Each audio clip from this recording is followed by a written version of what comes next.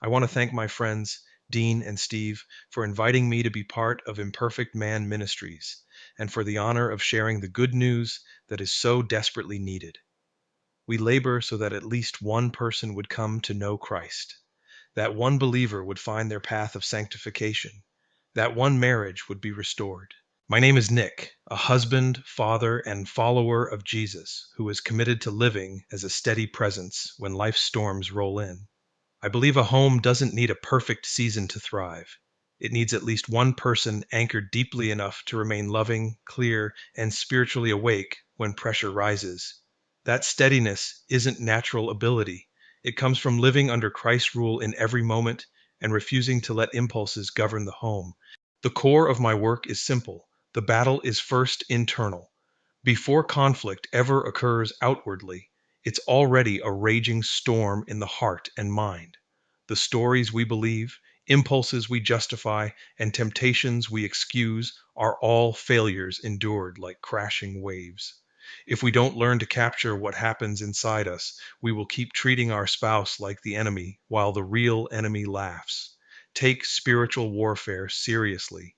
It is not a sideshow or an obscure thing we talk about from time to time. It is the ever present battle being waged inside us. Every moment we fail to walk with Him is territory we surrender to the enemy. I also believe love must be more than forgiveness after the fact. Grace is the center. When Christ saved me, He didn't meet my sin with equal measure. He overwhelmed it with grace that keeps exceeding the increase. Where sin increased, grace abounded all the more. Romans 5:20. That means grace isn't reactive, it isn't rationed, it isn't conditional, it is decisive, excessive, and already established as a covering. So, in covenant, I'm not called to keep a ledger or ration mercy. I'm called to cover my wife the way Christ covered me, to see her as cherished, not condemned, blameless, without blemish, and free of judgment. Grace is not a single act. It is a posture across time, past, present, and future. When storms rage inside and outside of her, when her heart overflows with old wounds and accumulated weight, my responsibility is to not retaliate. My responsibility is to follow the example Christ set for us and lead with an agape love. That means I capture my thoughts, empathize, avoid escalation, and refill the space with love, tenderness, and safety, because that is what grace does. My focus is living this out when it's costly.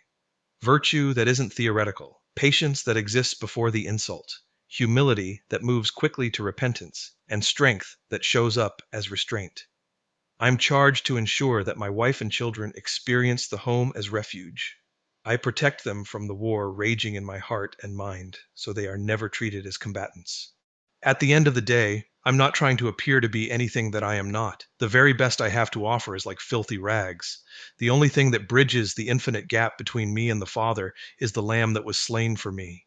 I know that if I were the only one who needed salvation, He would have sacrificed just as much without hesitation. I'm still being sanctified, day by day, thought by thought, and I speak from that place, a man who has been covered with grace, rebuilt by truth, and called to let the light of Christ shine through me. In the coming season, I'll be sharing videos that go deeper into these convictions. Not surface level motivation, but practical scriptural guidance for living this out when it's inconvenient, when it's costly, and when it's misunderstood. We will talk about grace in action, spiritual warfare in the ordinary moments, repentance that moves quickly, leadership that protects instead of controls, and how to make a home reflect heaven instead of reacting to chaos. These won't be performances, they will be calls to obedience. If you are serious about walking under Christ's rule and building something that lasts, I invite you to check back in from time to time and let me share with you what has been revealed to me on my journey.